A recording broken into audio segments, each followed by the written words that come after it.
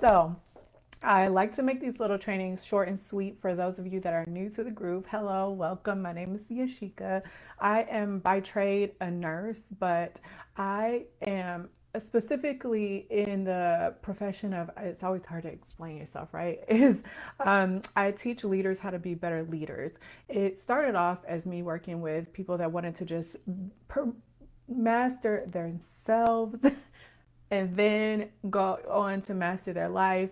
I worked with like entrepreneurs, high level leaders, executives, etc., all over the world. However, because I'm a nurse, what I've found is that nurses and leaders in healthcare seem to struggle a lot with being a leader in a way that doesn't have you compromise who you are. And I didn't think it had to be that way. If you learn the principles that a lot of other leaders around the world know when it comes to high performance and personal mastery, I guarantee you not only will you see improvements in your professional life, but you'll also see them in your personal life. So I decided that I would make it my mission to make sure that you guys also knew what other leaders know about being better leaders. I think we tend to focus on information and education science, which is all good in the healthcare field.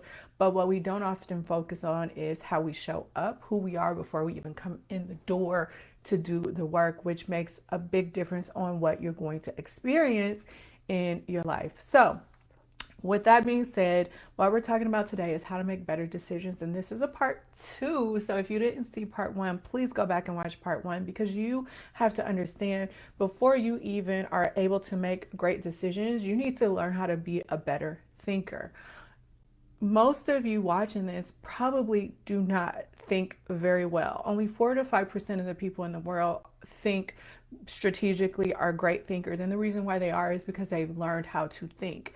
We have not learned how to think. We may have learned how to think logically, which is one way to think. We may have learned how to think deductively, which is one way to think. But we don't know how to think in a multitude of different ways.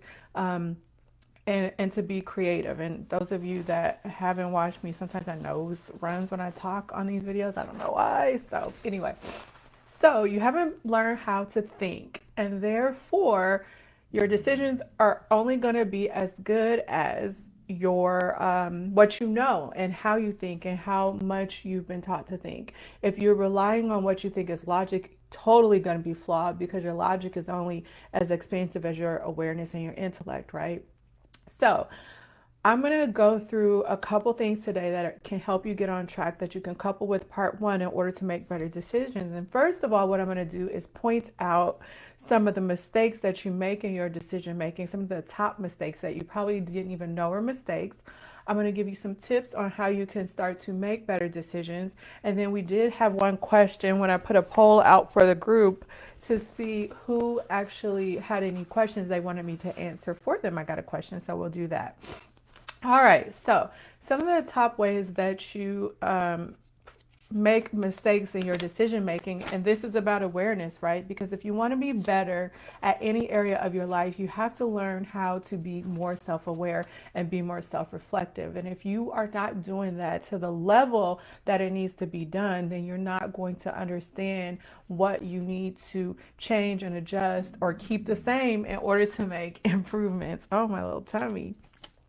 We just coming on as a hot mess. I promise I'm like all good, guys. All right, so this is the number one. You sell out for incentives. This is important because with the way healthcare is going in some areas, with maybe the lack of staffing, the increased workloads, the burdens, the stressors, the violence, the lack of support and understanding from your leaders being leaders, we oftentimes, for better or for worse, right? I'm not saying that we don't have the reasons for why we do what we do, but it doesn't mean that if we're in an environment that doesn't feel supportive and we choose to stay, that we aren't selling out for some type of incentive. And while that can seem small, or you could argue with me that you have to do that because you need money and you need to put, food on the table and pay your bills, which is all true, it still doesn't negate the fact that when you become somebody that chooses to sell out for incentives, that it hurts your decision making ability. And the reason why, well, the biggest reason why it hurts your decision making is because once you sell out, when you feel deep in your heart that something about the situation, the circumstance, the environment, the job, whatever, the role that you're in is not in alignment with you, and you start to feel that feeling that you feel in the pit of your stomach or in your heart, or the dread or the stress that you feel when you continue to show up for something that just doesn't sit well with you, what that is telling you is that that's a trigger for you to pay attention. And what's maybe happening and what's probably happening is that you are going against your values, your morals, your principles. And once you go against your values, your morals, and your principles, no matter how big or how small, you've not only sold out for an incentive, but you've also compromised how you show up in integrity.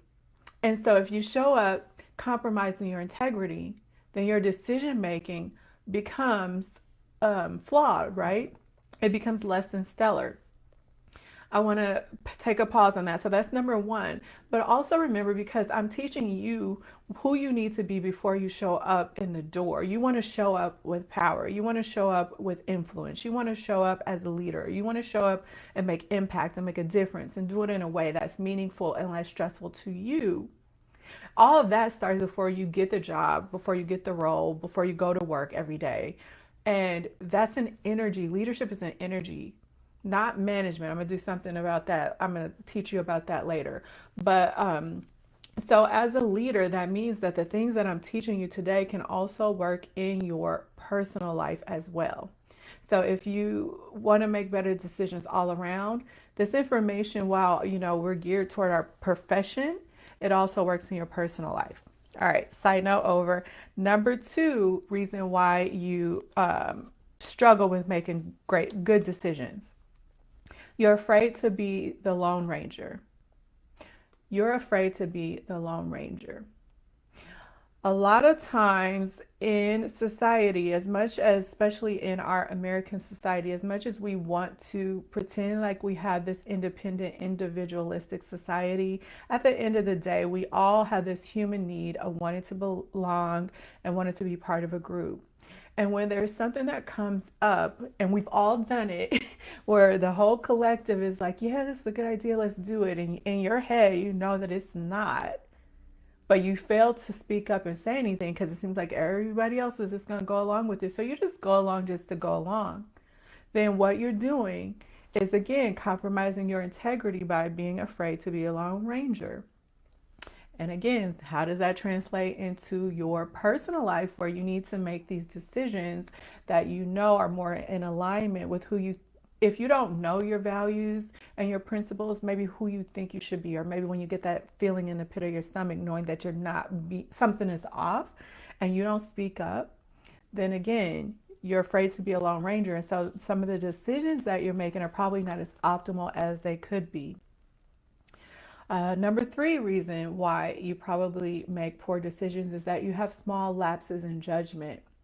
I talk about this all the time. There is this tendency for us to believe that it's the bigger things that cause us to make bad decisions or mess up things or get out of alignment or get out of integrity, when in fact, a lot of times, if you really start to dig deeper into what's going on in your life, what you find is that the reason why you feel like you make bad decisions, or you witness bad decisions being made, or you yourself make bad decisions, is because there are small little lapses in judgment that are occurring that are stopping you from showing up as your optimal self. And so think about it in your professional life. For instance, I've worked with a leader that unfortunately was let go from her company. And it wasn't because overall she was horrific. It was because she made small little lapses. The crucial conversations that she needed to have with people before things got out of control, she avoided them. The small little insidious things that we have to do as leaders that get on our nerves, and so we kind of put them off to the last minute, she would do that. And these things eventually compounded and became bigger issues for her, when instead of just doing what she needed to do in the moment and dealing with with what she needed to do in the moment when it was something small, it compounded into something bigger. Think about how you do that in your personal life. Maybe you say you want to save money, for instance, but then you go to the grocery store and you don't have a budget, or you go to the grocery store and you go over budget, or you tired one day and you feel like you want to go out to eat. These little micro decisions that you may make in the moment may not feel like a big deal. But if you understand the compounding effect of decisions, of money, of interest, of all the things, at some point these bad decisions start to roll and compound and become